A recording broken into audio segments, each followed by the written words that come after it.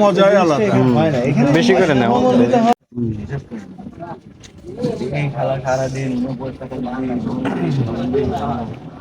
এটা একটু দেখো। শেষ করছে তরমুজ খাওয়ার একদম সেই পদ্ধতি।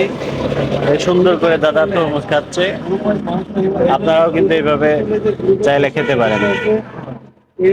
কেমন লাগছে দাদা? সেই মজা।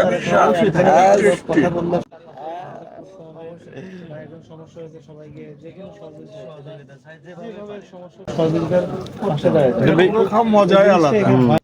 অন্যান্য বিষয়ে তো এটা হয় কিন্তু এখানে কিছু মজাই আলাদা। তুমি তোমার